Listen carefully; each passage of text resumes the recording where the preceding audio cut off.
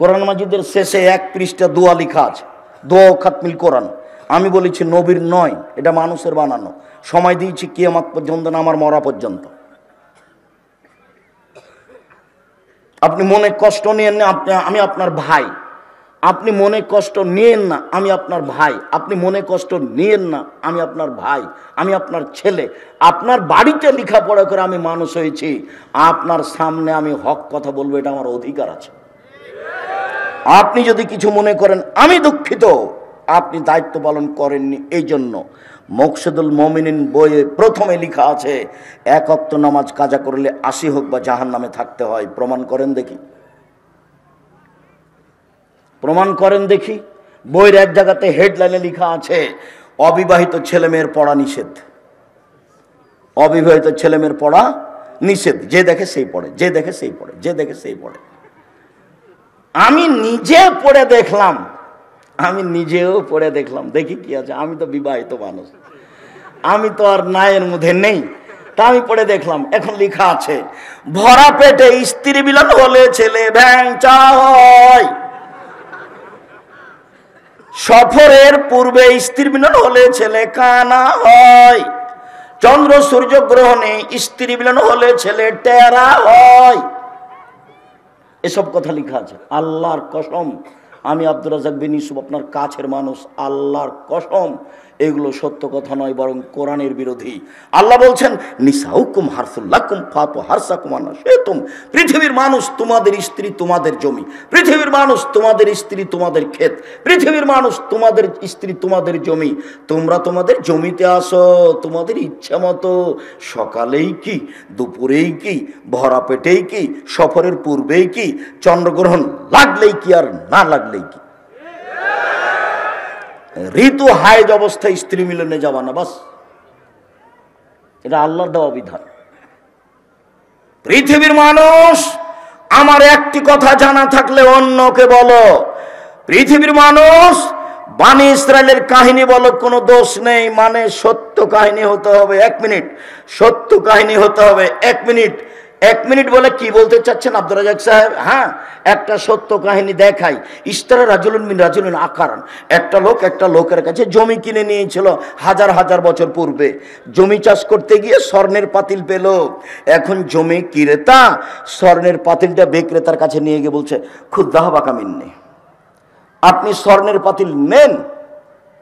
ইশতারা তো মিনকাল আর গরমাত্তা মিনকা দাব, আমি আপনার কাছে জমি কিনে নিয়েছি, স্বর্ণের পাতিল কিনে নিনি, নেন নেন। তখন বিক্রেতা বলছে, বাইতুল আর জমা ফিহা, জমিও বিক্রি করেছি, জমিতে যা ছিল সবই বিক্রি করেছি, পাতিল নেব না। হাদিস বুখারী মুসলিম, হাজার হাজার বছর আগের কাহিনী। এই হলো বানি ইসরায়েলের কাহিনী। পৃথিবীর আলেম ওলামা, তোমরা বানি ইসরায়েলের কাহিনী বলো। ও মুফাসসির সাহেব, আপনি বানি ইসরায়েলের সত্য কাহিনী বলেন, আপনি সহিহ হাদিস বলেন। যদি আপনার কোনো কথা এমন হয়ে যায় যেটা নবীর নয়, তখন থাকার জায়গা জাহান্নাম, পথ ঘাট থাকবে না। যোগবা যত বড়ই হোক, পীর যত বড়ই হোক, লাভ হবে না, বাঁচার কোনো পথ নেই। হাদিস বুখারী মুসলিম। আল্লাহ নবী বলছেন, কাভাবিল মারে কাদবানি ইউহাদ্দিসু বিকুল্লি মা সামিয়া, মুখ দিয়ে কথা বলার পূর্বে ও যেন তদন্ত করে দেখে। তদন্ত না করে যেন কোনো কথা ধর্মের নামে না বলে। বন্ধ থাক, ধর্ম বন্ধ থাক। তুমি বলিও না, বলতে গেলে দেখে বলিও। আমি বলছি না যে আপনি কাঁদ মাসা করিয়েন না উজুতে, আমি এই কথা বলছি না। আমি বলছি আপনি কাঁদ মাসা করেন, কিন্তু যদি নবীর না হয়ে থাকে তাহলে আপনার কি হবে? আপনার, আমি এটা বন্ধ করতে আসিনি। আপনি বলেন আল্লাহুম্মা সাল্লি আলা সাইয়্যিদিনা নাবিয়ানা মুহাম্মদ, বলেন। আমি আপনাকে নিষেধ করিনি, এই কাজ আমি করি না। আপনি বলেন। আমি যেটুকু বলছি সেটুকু হচ্ছে, এইটা যদি নবীর না হয় তাহলে আপনার কি হবে? তাহলে আপনি তদন্ত করেন, নবীর প্রমাণ হোক। আপনি একজন বড় মুফাসসির, আপনি একজন বড় মুফাসসিরের সহযোগী, আপনি এমনটা করছেন। যদি রাসূলের না হয় তাহলে আপনার এবং তার কি হবে, এইটা আপনি বিবেচনা করছেন না কেন? আমি তো মনে করছি এইভাবে তাফসীর করাটা ঠিক ওইরকম কেমন? ফাতেমা যেমন বলেছিলেন, ফাতেমা কান্দিয়া কয় আজ বুঝি হুসাইন কারবালাতে শহীদ হয়। ফাতেমা কান্দিয়া কয় আজ বুঝি হুসাইন কারবালাতে শহীদ হয়। যেদিন হুসাইন কারবালাতে শহীদ হচ্ছেন ইরাকের মাটিতে, তার 49 বছর আগে ফাতেমা মারা গেছেন।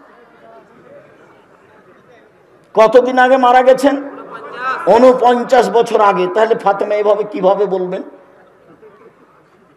তাহলে তো ধর্মের কথা, আমি যদি এরকম বক্তা হই তাহলে আমার কথা হয়ে গেল ওইরকম পুথির গানের মতো, 6 মাসের রাস্তা মর্দ 6 দিনে গেল, ঘোড়াই চড়িয়া মর্দ হাঁটিয়া চলিল।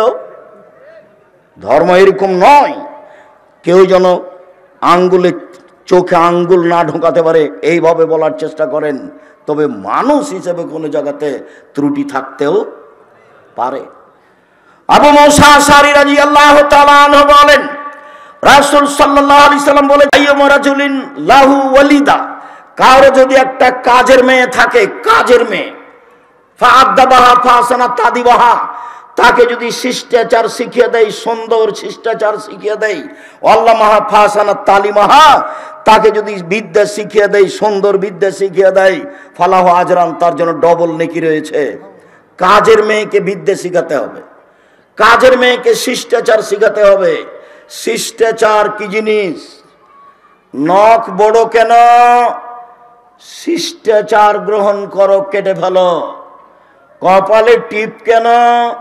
শিষ্টাচার গ্রহণ করো, টিপ তুলে ফেলো। শোনো, যেই ওই পায়ে যেগুলো বাজে সেগুলো কি? নূপুর।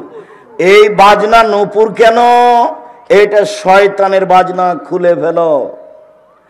এইভাবে চুল বেনি করে উপরে ধামাওয়ালিদের মতো করে রেখেছো কেন? এই শিষ্টাচার বন্ধ করো। শিষ্টাচার কি জিনিস? শিষ্টাচার কি জিনিস? আম্মু বাড়ি থেকে বের হলে আমাকে সালাম দিয়ে বের হও, শিষ্টাচার। আম্মু বাড়িতে ঢোকার সময় সালাম দিয়ে ঢোকো, শিষ্টাচার। আম্মু পড়তে বসলে নাসফালাক ইখলাস রব্বে জিদনি ইলমা বলে পড়তে বসো, শিষ্টাচার। আম্মু ডান পায়ের জুতা আগে পরো, বাম পায়ের জুতা পরে পরো, শিষ্টাচার। আম্মু বাম পায়ের জুতা আগে খুলো, ডান পায়ের জুতা পরে খুলো, শিষ্টাচার। আম্মু টয়লেটে ঢোকার সময় দোয়া পড়ো, বের হওয়ার সময় দোয়া পড়ো, শিষ্টাচার। আম্মু মসজিদে ঢুকলে ডান পা আগে দাও, বাম পা পরে দাও, শিষ্টাচার। আম্মু মসজিদ থেকে বের হলে বাম পা আগে দাও, ডান পা পরে দাও, শিষ্টাচার। শিষ্টাচার দিয়ে, ইসলামী শিষ্টাচার দিয়ে দিন রাত পূর্ণ হয়ে আছে। আম্মু ডান হাতে গিলাস ধরো, 3 শ্বাসে পানি পান করো, শিষ্টাচার। ফিলিস্তিনের লোকেরা অরিজিনাল আরবি, মূল আরবি। ফিলিস্তিনের লোকেরা একবারে নগদ আরবি, কিন্তু তারা নিচে নামতে নামতে নামতে এমন নেমেছে যে শিষ্টাচার টোটালেই ভুলে গেছে। আব্দুর রহিম মিশর আজহারে পড়তো, সেই সুবাদে গাজা ফিলিস্তিনের লোকেরা যারা মিশরে এসেছিল, ওদের আমরা বাছাই করে কয়েকশো লোককে কয়েকবার সহযোগিতা করেছি। তা আমি সেদিন সহযোগিতা দিচ্ছি আপনাদের পক্ষ থেকে। তা আমি যখন দিচ্ছি তখন বাম হাতে নিল, আরেকজন বাম হাতে নিল। আমি দেওয়া বন্ধ করে বক্তব্য দিলাম। আমি আরবিতে শুনলাম, ওরা তো আরবি আমার চেয়ে বেশি বুঝে। যখন বললাম বাম হাত হলো শয়তানের জন্য, ডান হাত হলো রাসূল বলছেন খাওয়ার জন্য, পবিত্রতার জন্য। আয়েশা রাদিয়াল্লাহু আনহা বলছেন রাসূলের ডান হাত খানটা পবিত্র কাজের জন্য, খাওয়ার জন্য, আর বাম হাত খানটা লেখালা এই পেশাব পায়খানার জন্য, অমিন কাদারা, আর যে খারাপের ময়লার জন্য। ওরা একবারে গুলগুলা হয়ে বুঝলো আরবি, ওরা তো আরবিতেই জন্ম। এবার বললাম নেন, তখন বাম হাত বাড়িয়ে গেল। কেন বলেন তো? আদাত, অভ্যাস। বক্তব্য বুঝলো ঠিকই, কিন্তু যেটা চলমান অভ্যাস সেটা পরিবর্তন সহজে করতে পারলো না। বাম হাতে নিচ্ছে, বাম হাতে নিচ্ছে, বাম হাতেই খাচ্ছে, বাম হাতে চা ধরছে। শয়তান খায় বাম হাতে, পেশাবের কাজ বাম হাতে, পায়খানার কাজ বাম হাতে, ছুঁচে বাম হাতে। মানুষ কি করে? ছুঁচে বাম হাতে, পায়খানা লাড়ে বাম হাতে। আচ্ছা, আপনি বাম হাতে চা খাচ্ছেন, আপনার একটু মানবতা নাই? আপনি শিক্ষিত মানুষ, কে বললো? আমি বলিনি ভাইজান। আমি কোনোদিন বলিনি। আপনাকে আমি গরু ছাগলের মতো মনে করি। বুঝে না ওরা অন্তর আছে, বুঝে না। দেখে না ওরা চক্ষু আছে, দেখে না। শোনে না ওরা কান আছে, শোনে না। উলাইকা কালানাম, তারা পশু প্রাণীর মতো, তারা গরু ছাগলের মতো, তারা কুকুর শ্রীগুলোর মতো। ভালো মজা তার চেয়ে বেশি খারাপ। যে শ্বশুরের কাছে যৌতুক নেই সে কুকুর শ্রীগালের চেয়ে বেশি খারাপ। 24 ঘন্টার মধ্যে সন্ধ্যা হতে হতে মোটরসাইকেল ফেরত দিতে হবে। খালি মায়েরা বলছে, মায়েরা খালি বেটার সামনে গল্প করছে, আব্বু অমুক ছেলের শ্বশুর না বাড়ির সব কিছু ফার্নিচার সাজিয়ে দিল। খালি মায়ের সামনে এগুলো, ছেলের সামনে মা এগুলো গল্প করছে। মেয়ের বাপ ফার্নিচার সাজিয়ে দিবে, তুমি কি বলবে মাকে? আম্মা দিন মজুরি করে খেলেও শ্বশুরের জিনিস নেব না, প্রয়োজনে ভিক্ষা করে যদি খেতে হয় তবু শ্বশুরের জিনিস নেব না, বরং শ্বশুরকে একটা বছর শেষে লুঙ্গি কিনে দিব। যৌতুক চিরদিনের জন্য হারাম। ভিক্ষা করা টাকা দিয়ে চাউল কিনে ভাত খেয়ে ইবাদত কবুল হবে, যৌতুকের টাকা দিয়ে চাউল কিনে ভাত খেয়ে ইবাদত কবুল হবে না। এই যে বললাম, এইভাবে দেখি কিয়ামত পর্যন্ত সময় থাকলে কোন মায়ের বেটা এভাবে ধরতে পারে। যৌতুকের টাকা দিয়ে চাউল কিনে ভাত খেয়ে ইবাদত কবুল হবে না, যৌতুক ফেরত দিতে হবে। কাজ করে খেতে শিখতে হবে, শ্বশুরের সাথে নয়। ঘর জামাই হয়ে কাজ করতে রাজি নয়, দিন মজুরি করে খেতে রাজি আছি। নিজের ব্যক্তিত্ব বিক্রি করতে রাজি নয়। মানুষের বাড়িতে কাজ করে খাবো, সারাদিন কাজ করব, বিকেলে 600 টাকা পাবো। এই যে 600 টাকার মালিক আমি। কাজ করে খাবো কেন? চকলেট বিক্রি করে খাবো, সারাদিনে 800 টাকা ইনকাম করব। চকলেট বিক্রি করব কেন? রহনপুরে জমিদারের ছেলে আমি, কোটি টাকার ব্যবসা করব। করো না, ভালো কাজ। দিন মজুরি করে খেলে টাকা শেষ হবে সন্ধ্যায়। আর মাসের যদি চাকরি করেন তাহলে টাকা শেষ হবে 25 দিনে। 5 দিন ধার কর্জ করে খাওয়া লাগবে। মায়ে যদি টাকা চায়, বেটা এ মাসে কিছু টাকা দিতে হতো বেটা। আচ্ছা দেখি আম্মা, এ মাসে তো পারলাম না, সামনে মাসে জিনিসের দাম বেড়ে গেছে। তখন বলছে আম্মা কিছু যে করতে পারলাম না। তাহলে কি করতে হবে? ব্যবসা। আল্লাহ রাসূল বলছেন, সত্যবাদী ব্যবসায়ী জান্নাতে নবীর সাথে থাকবে। আল্লাহ নবী বললেন, ব্যবসায় মিথ্যা কথা কসম চলে আসে আসুক, তুমি কিছু দান খয়রাত করে দাও, তাতে মিটে যাবে। ব্যবসার সব পথ খোলা আছে। ব্যবসা করে উপার্জন করে খেতে শিখতে হবে। চাঁপাইনবাবগঞ্জের লোকের মতো নয়। চাঁপাইনবাবগঞ্জের লোক 2 ধরনের, একটা চাকরি আর একটা দিন মজুরি। আমি যখন দেশে যাই, সৌদি আরব, কুয়েত, কাতার, বাহরাইন, মিশর, আপনার আবুধাবি, দুবাই, ওমান, লন্ডন, এইসব দেশে যখন যাই তখন গিয়ে থাকি। বাড়ি কোথায়? ব্রাহ্মণবাড়িয়া। বাড়ি কোথায়? সন্দ্বীপ। বাড়ি কোথায়? কুমিল্লা। কেউ বলে না যে বাড়ি রহনপুর, কেউ বলে না চাঁপাইনবাবগঞ্জ। মাস গিয়ে থাকছি, মাস যেখানেই যাই মানুষ সম্মান করে খুব বেশি। একবার সম্মান দেখে মনে হয় যে আল্লাহ এই দুনিয়াতে সম্মান দিয়ে শেষ করো না, এটা আমার জন্য পরকালে লাগবে। আল্লাহ, আমি এইভাবে চাইনি, আমার পরকালটা টিকিয়ে দাও, ওটা থাক, তারপরে এটা দাও, ওখানের জন্য ঘাটতি না হয়। 6 মাস জীবনে গাড়িতে থাকলাম, 6 মাস বাড়িতে থাকলাম, তবু ঝামেলার মধ্যে থাকলাম। এবাদত বান্দিকে কিছু করতে পারলাম তা আমার মনে বলে না, তবে আমার একটা দৃঢ়তা কাজ করে। জাতির সামনে কোনোদিন ধর্মের নামে ফাঁকি দিনি। জাতি যে যেটুকু মানছে ওটুকু থেকে আমি তার সমান নেকি পাবো ইনশাল্লাহ। এই দিয়ে আমি সফল হব ইনশাল্লাহ, এটা আমার দৃঢ়তা কাজ করে। কাজের মেয়েকে শিখিয়ে দিল, শিষ্টাচার শিখিয়ে দিল, কাজের মেয়েকে বিদ্যে শিখিয়ে দিল।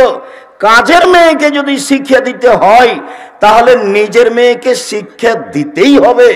কাজের মেয়েকে যদি শিষ্টাচার শিখাতে হয় তাহলে নিজের মেয়েকে শিষ্টাচার শিখাতেই হবে, বাধ্য, শিখাতেই হবে। উপস্থিত বৈঠকের দিনই মুসলিম বোন, আপনি একটু প্রস্তুতি নেন। এই মেয়ে, কথা বলছো কেন? ঢং করে এসেছো, আবার কথা বলছো কেন? মুখ বন্ধ রাখো। উপস্থিত দিনই বৈঠকের মুসলিম বোন, আপনাদের সাথে আমাদের আন্তরিকতার অভাব নেই। কেউ যদি গায়ের উপর দিয়ে চলে যায় তবু মুখ খুলবেন না। আপনি অনুরোধ রক্ষা করেন, আপনার কাছাকাছি এসেছি, আপনাকে কিছু বলতে চাচ্ছি, আপনি একটু মুখটা বন্ধ করেন, মুখ খুলবেন না, একবার টোটালি মুখ বন্ধ করেন। কেউ যদি গায়ের উপর দিয়ে চড়ে চলে যায় আপনি তার প্রতিশোধ নেবেন না। আচ্ছা গেছে গেছে, চুপ থাকেন আপনি, এদিকে শুনেন। আসলে মাকে বহুদিন বলেছি, অনেক ছেলের জানা আছে, আপনারও জানা আছে, কথাটা পুনরায় বলে এটাকে আপনার কাছে শক্ত করতে চাচ্ছি, শুনুন। জাবের বলছেন রাদিয়াল্লাহু তাআলা আনহু, আমরা একদা রাসূলের সাথে যুদ্ধ করে আসছিলাম, মদিনায় ঢুকবো। তখন আল্লাহ রাসূল বলছেন, এই থামো থামো থামো, তোমরা এখানে থামো, রাতে সকালে বাড়িতে যাব। তো আমি জাবের বললাম, আল্লাহর নবী, আমি নতুন বিবাহ করেছি, আমাকে বাড়ি যেতে অনুমতি দেন। তখন আল্লাহ রাসূল আমাকে বলছেন, ও তুমি বিবাহ করেছ? বিকরা নাম সাইয়্যিবা, কুমারী মেয়ে বিবাহ করেছ না তালাক প্রাপ্তা মেয়ে বিবাহ করেছ? আমি বললাম, আল্লাহর নবী, আমি তালাক প্রাপ্তা মেয়ে বিবাহ করেছি। ওর বিবাহ হয়েছিল, তার স্বামী তাকে ছেড়ে দিয়েছে, আমি তাকে বিবাহ করেছি। তখন আল্লাহ রাসূল বলছেন, আরে হাল্লা বিক্রান তুলায় বোকা, তুমি কুমারী মেয়ে কেন বিবাহ করলে না? তুমি অবিবাহিতা মেয়ে কেন বিবাহ করলে না? তুমি তার সাথে খেলতে, ও তোমার সাথে খেলতো, তুমি তার সাথে খেলতে, ও তোমার সাথে খেলতো। তখন জাবের বলছেন, আল্লাহর নবী, আমার আব্বা উহুদের যুদ্ধে শহীদ হয়েছেন 9 জন মেয়ে রেখে। এক খেয়ালে চেয়ে থাকো ছেলেরা তোমরা, ভাইজান আপনি এক খেয়ালে চেয়ে থাকবেন। জাবের বলছেন, আল্লাহর নবী, আমার আব্বা শহীদ হয়েছেন 9 জন মেয়ে রেখে, আমার 9 জন বোন আছে। আক্রাহ আন উজাব আন আতাজাওয়াজা মিসলাহুন্না, আমি আমার বোনদের সমবয়সের মেয়েকে বিবাহ করা পছন্দ করছি না 4টা কারণে। আমি বেশি বয়সের মেয়ে বিবাহ করেছি 4টা কারণে। আমার বোনদের সমবয়সের মেয়েকে বিবাহ করা পছন্দ করিনি 4টা কারণে। এক, লিতুয়াল্লিমাহুন্না, আমার স্ত্রী যেন আমার বোনদেরকে বিদ্যা শিখাতে পারে। বিদ্যা তো একটা স্কুলে আছেই, ওমা তোমার আকাশ তোমার বাতাস। আমি ঠাকুরের নিন্দা করিনি, আমি বলেছি তোর বাপের আকাশ। ও সববার বলছে ও কালিমা তোমার আকাশ তোমার বাতাস। বাংলার মানুষজন ভেবে দেখলো না, চিন্তা ভাবনা করলো না, দিনরাত বলছে, আমার আর করার কি আছে? আমি মানুষ হিসেবে যা বুঝেছি সেটা বলেছি। তো আমি ঠাকুরের মানের হানি করলাম কি করে? 5,000 কোটি টাকার মামলা হলো। আমি যখন কাঠগড়ায় উঠলাম তখন জজ আমাকে বলছে, আপনি পিস টিভি করেন, পিস টিভিতে কথা বলেন আপনি? বলে জি। আপনি পিস টিভির আলোচক? জি। আপনার মামলাটা আমি খারিজ করে দিলাম প্রথম দিনই। আর 1,000 কোটি টাকার মামলা ছিল সিলেট সুনামগঞ্জে। তো আমি যখন কাঠগড়ায় দাঁড়ালাম তখন আমাকে বলছে, এভাবে দেখেন, আপনার সাথে মামলা নিয়ে আমার কোনো কথা নেই। ওই নথিটা এভাবে উল্টে দিলেন, দিয়ে বলছেন আপনার সাথে কিছু কথা। আমার বক্তব্যকে তো একবার তন্ন তন্ন করে দেখেছে। বলছে যে আল্লাহর নবী এবং আয়েশা একসাথে গোসল করলেন, উভয়ের পরনে কাপড় ছিল না, এই কথাটা আপনি কেমনে বললেন? কিভাবে বলতে পারেন? আমি তো উত্তর দিব না, কিছু বলবো না। আমাকে উকিল বলেছে, যাই বলুক মুখ খুলবেন না। এর নাম জজ, যেটা বলবে সেটাই হবে, মুখ খুলবেন না। চিরদিন আপনার কথা শুনেছি, আজকে আমার কথা শুনবেন দয়া করে। ঠিক আছে, আপনার কথাই শুনবো, আমি মুখ খুলবো না। বলছে 1 বালতি গরুর পেশাবে কাপড় ভিজিয়ে দিলে তাতে সলাৎ হবে, এই কথা আপনি কেমনে বললেন? হোসেন আহমদ মাদানি শিরক করেছেন ডালিম গাছের নিচে বুখারী পড়িয়ে, আপনি এ কথা কেমনে বললেন? কথা কিন্তু হুবহু এরকম নয়, মানে কম বেশ করে বলা হচ্ছে। তো 16 মিনিট কথা বলার পরে একটানা 16 মিনিট কথা বললেন, আমি মুখ খুলিনি। 16 মিনিট পরে বলছে যে আপনি এই কারণে এখানে এসেছেন আমার মনে হচ্ছে না, অন্য কিছু কারণ হবে। মানে আপনি বলেছেন শাহজালাল সিলেটির কবর ভেঙে দিতে হবে, ওই জন্য আপনি এখানে এসেছেন। আসলে আপনি ঠাকুরকে বলেছেন যে তার বাপের আকাশ, এই জন্য আপনি আসেননি, ওই কারণে এসেছেন। তারা মানে মাঝারি মানুষ তারা। তো বললো যে আপনার কি জামিন মঞ্জুর করা হলো। উনি বললেন না যে আপনার মামলা খারিজ করে দিলাম, উনি বললেন জামিন মঞ্জুর করা হলো। আর যারা সামনে ছিল তাদেরকে বললেন যে আপনারা তার সাথে কথা বলবেন না। তারপরে একবার গেছিলাম, তারপরে আর যাওয়া লাগেনি, আলহামদুলিল্লাহ। বলছিলাম সম্মানিত দিনী ভাই বোন, রাসূল সাল্লাল্লাহু আলাইহি ওয়াসাল্লাম যেভাবে বললেন, জাবের বলছেন রাসূলের উত্তরে, এক, আমার স্ত্রী যেন আমার বোনদেরকে বিদ্যা শিখাতে পারে, দুই, আমার স্ত্রী যেন আমার বোনদেরকে শিষ্টাচার শিখাতে পারে।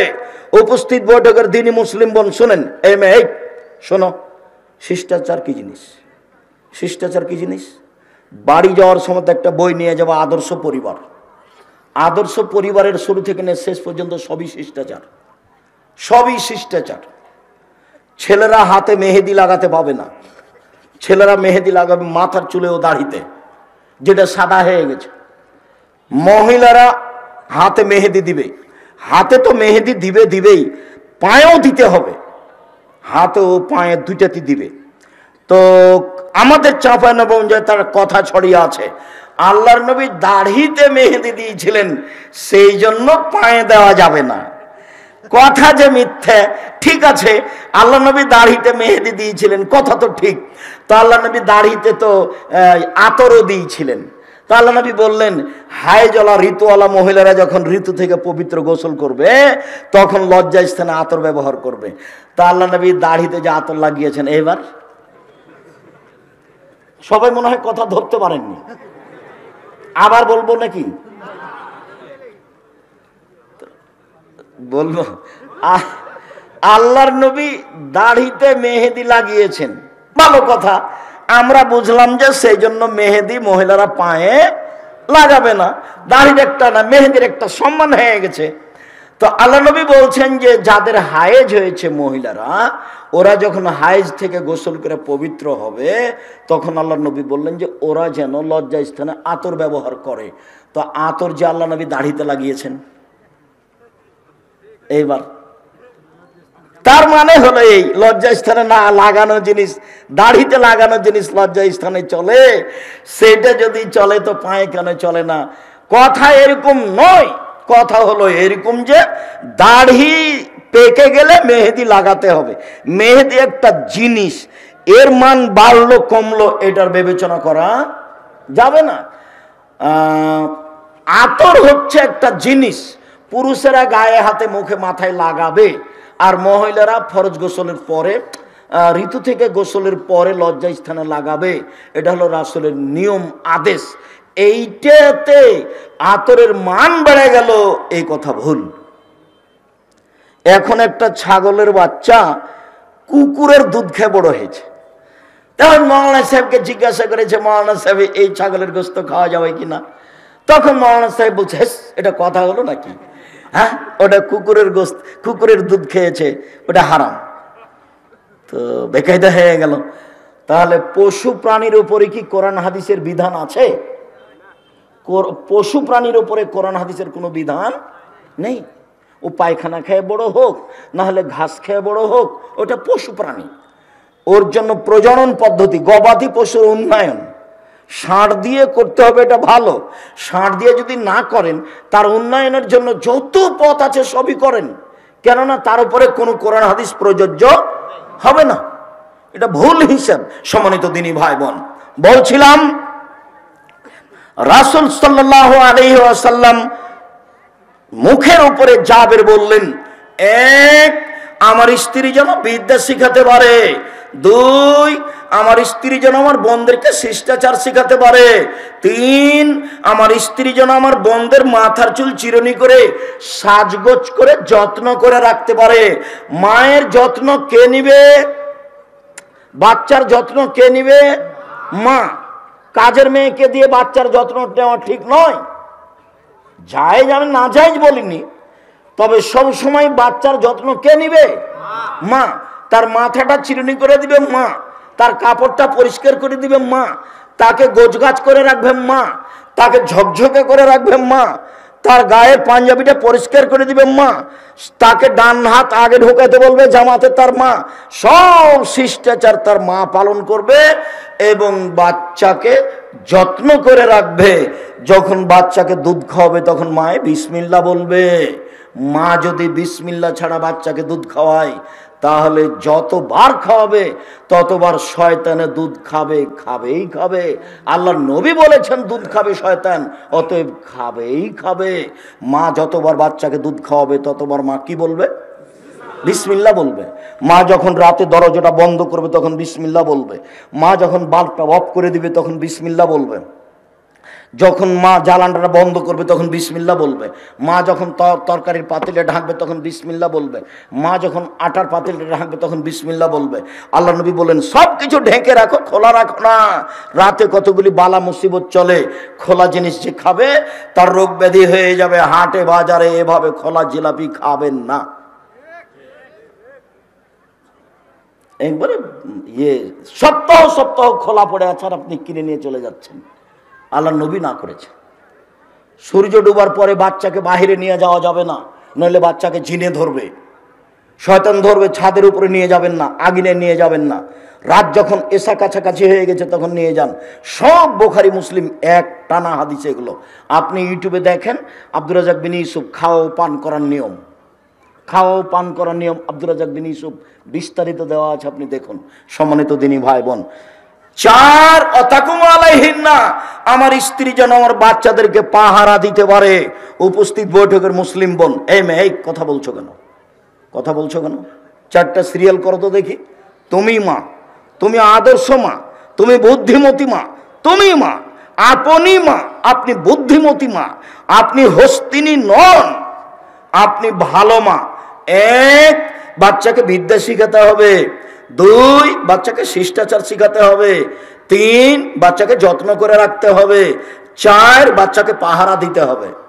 এবার বলেন আপনি যে মেয়েটা মাথায় কাপড় না দিয়ে দেয়নি তার মা কি পাহারাদার? তার মা পাহারাদার নয়। আপনার নিজের জিম্মেদারি আর একজনের উপরে চাপিয়ে দিয়ে সফল হওয়া যাবে না। এইবার আপনার সাথে আর একটু থাকে উপস্থিত বৈঠকের মুসলিম বোন, এই ছেলে তোমার আমি কাছে আসছি, তুমি নিরাশা হবে না। কি বলেন তো আব্দুর রাজ্জাক সাহেব, আমার কাছে কি? আল্লাহ নবী বলছেন মালালা জারিয়াতাইনে, কেউ যদি 2টা মেয়ের লালন পালন করে, 2টা, হাত্তা তাবলুগা, বড় হওয়া পর্যন্ত, বিবাহ দেওয়া পর্যন্ত, ফাহুয়া আনা ফিল জান্নাতে হাকা যা, তাহলে সেই বাপ আর আমি জান্নাতে এভাবে থাকবো। 2টাকে জমা করে দিলেন, আঙ্গুল 2টা জমা করে দিলেন, 2টা মেয়ে। এবার বলছেন আনাওয়া কাফিলুল ইয়াতীম, কেউ যদি এতিমের লালন পালন করে সে আর আমি জান্নাতে এইভাবে থাকবো। ওয়াসারা বিসাবাব আলস্তা, তর্জনী মধ্যমা ইশারা করলেন, ফাররাকা বাইনাহুম শায়ান, একটু ফাঁকা রাখলেন। বুঝতে না পারলে আমি আবার বলছি, এতিম লালন পালন করলেও নবীর সাথে থাকা যাবে, তবে মধ্যে কি আছে? একটু ফাঁকা আছে। আর কেউ যদি 2টা বেটির লালন পালন করে, বিবাহ শাদী দিয়ে দেয়, তাহলে এই বাপ রাসূলের সাথে কিভাবে থাকবে? একসাথে। হাদিস সহিহ। আর একটা বলি, আল্লাহ নবী বলছেন মানা আলা সালাসা বানাতিন, কেউ যদি 3টা মেয়ের লালন পালন করে, ওয়া আদাবাহুন্না, শিষ্টাচার শিখিয়ে দেয়, ওয়া আল্লামাহুন্না, বিদ্যা শিখিয়ে দেয়, ওয়া যাওয়াজাহুন্না, বিবাহ শাদী দিয়ে দেয়, আসানা ইলাইহিন্না, তার সাথে সদাচরণ করে, একবারও বলে না এই তোর মুখ ভেঙে দেবো, এই তোর দাঁত খুলে দেবো, এই তোর স্বভাব খারাপ, এই তোকে এই করবো সেই করবো, একবারও বাপ মেয়েকে এভাবে বলে না। সব সময় আদর করে। চাঁপাই নবমুজের ভাষাতে বলে আম্মু কি নিবা আম্মু, ওরে মাকে একদিন আম্মু বলেনি, একবারে বলে শেষ করছে। আচ্ছা ঠিক আছে বলেন, সমস্যা নেই, তবে মাকে ভুলে যাবেন না। আমার একটা পরামর্শ মনে রাখবেন, সালাম ফেরার পূর্বে কি বলবেন? রব্বির হামহুমা কামা রাব্বায়ানি সাগীরা। আর একটা কথা মধ্য বলে নি, যেটা ভারী আর এটা সহজ, সেটা হলো এই, একজন সাহাবী এসে বলছেন আল্লাহর নবী আমার পিতা মারা গেছেন, ও তারাকা মালান, টাকা পয়সা ছেড়ে গেছেন, অলাম ইউসিনি, আমাকে কোনো উপদেশ দিয়ে যাননি।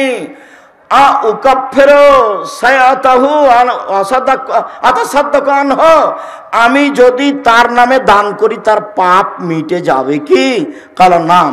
আল্লাহ রাসূল বললেন হ্যাঁ।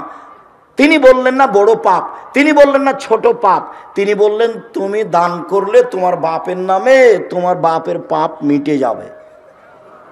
আল্লাহ নবী, আমার মা হঠাৎ মারা গেছেন, লাউ তাকাল্লামাত তাসাদ্দাকাত, আমার মা কথা বলতে পারলে দান করতেন। আমি যদি আমার মায়ের নামে দান করি ওয়ালাহ সওয়াব, তার কি নেকি হবে? তার নাম। আল্লাহ রাসূল বললেন হ্যাঁ। সব বুখারী মুসলিমের হাদিস। তাহলে মরা বাপ মায়ের নামে একটা থাকলো দোয়া আর একটা থাকলো দান। হজ করে বাপের উপকার করতে পারবেন না, রমজানের সিয়াম থেকে বাপের উপকার করতে পারবেন না, কোরআন তেলাওয়াত করে বাপের উপকার করতে পারবেন না, দিন মজুরি করে বাপের উপকার করতে পারবেন, দিন মজুরি করে। এই ছেলেরা, আপনারা একবারে চুপচাপ থাকবেন, আমি শেষের দিকে চলে এসেছি। আর কেউ উঠে গিয়ে পরিবেশ নষ্ট করবেন না। মনে হয় এটা একটা কোনো প্রতিষ্ঠানের সহযোগিতায় প্রোগ্রাম, তো আপনাদের কাছে ছেলেরা যাবে, 10 টাকা হোক, 20 টাকা হোক, 5 টাকা হোক, 50 টাকা হোক, ফিরিয়ে দিবেন না। আল্লাহ নবী বলেছেন যে যতটুকু দিবে তার ততটুকু পূর্ণ হয়ে যাবে, যতটুকু দিবে না তার ততটুকু ক্ষতি হয়ে যাবে। এই ছেলে, গেলে উঠবো না, আমি কাছাকাছি চলে এসেছি। আমার এই কথাকে তুমি মূল্যায়ন করো। উপস্থিত বৈঠকের মুসলিম বোন, আপনাকে এখানে আমি জরুরিভাবে বলছি যে আপনি 4টা কাজ করেন, আপনার জান্নাতের সব দরজা খোলা আছে। এই ছেলে, এই কথাটা শেষ হয়নি। 3টে মেয়ে যদি লালন পালন করো, এই ছেলে তোমার 2টা মেয়ে হয়েছে, সেই জন্য তোমার চাচি বলছে কি করবি কি করবি, 2টে মেয়ে হয়েছে কি করবি, ডিপিএস খুল। তার একটা মেয়ে হয়েছে, তো দাদিতে বলছে বউ তালাক দিয়ে দে, এই বউ ভালো নয়। আচ্ছা, দাদি এই কথা বললো, তো বউ কি করলো? দাদিতে বুঝলো না বউ কি করেছে, দোষ হলে তো তোমার দোষ। এখন আল্লাহর নবী কি বলছেন তোমার ব্যাপারে শোনো। তোমার মা তো বললো এই, দাদি বললো এই, আল্লাহ নবী বলছেন কেউ যদি 3টে মেয়ের লালন পালন করে তাহলে বিচারের মাঠে মেয়ে 3টে হবে অন্তরাল। এইদিকে দেখো, ওইদিকে আছে জাহান্নাম, ওইদিকে আছে জাহান্নাম, আর এদিকে থাকবে তার বাপ, আর মধ্যে থাকবে 3টে মেয়ে। যতক্ষণ পর্যন্ত বাপের জান্নাত ঘোষণা না হবে ততক্ষণ পর্যন্ত এই 3টে মেয়ে এখান থেকে সরবে না। বলছে কুন্নাল্লাহু সিতরান মিনান নারে, মেয়ে 3টি বাপের জন্য জাহান্নাম থেকে অন্তরাল হয়ে যাবে। যতক্ষণ পর্যন্ত বাপের জান্নাত ঘোষণা না হবে ততক্ষণ পর্যন্ত মেয়েরা এখান থেকে সরবে না। 10টা ছেলেকে যদি মাস্টার ডিগ্রি পাস করান 1 পয়সা লাভ নেই। তারপরে এক সাহেব ছেলেকে পড়াবো কেন? জন্ম দিয়েছেন এই জন্য। শুধু পড়াবেন, জন্মের 7ম দিনে আঁকিকে দিতে হবে প্রয়োজনে ভিক্ষা করে। এত শক্ত করে বলছেন কেন? এই জন্য যে আকিকা হলো বাপের জিম্মেদারি। আকিকার সাথে কুরবানির কোনো সম্পর্ক নেই। কুরবানি হলো দামি পশু। কুরবানি মানে সিং আছে কিনা দেখো, কুরবানি মানে দেঁতেছে কিনা দেখো, কুরবানি মানে কান ঠিক আছে কিনা দেখো, কুরবানি মানে খুর ঠিক আছে কিনা দেখো, কুরবানি মানে সিং ঠিক আছে কিনা দেখো, কুরবানি মানে মোটা তাজা কিনা দেখো। নেকির কাজ, আকিকা নেকির কাজ নয়, বাপের জিম্মেদারি। 7ম দিনের দিন করতে হবে, কানা হোক, ল্যাংড়া হোক, টেরা হোক, 500 টাকা দামের হোক, 2 বছরের হোক, 2 মাসের হোক, দিতেই হবে। প্রয়োজনে ভিক্ষা করে আকিকা দিতে হবে।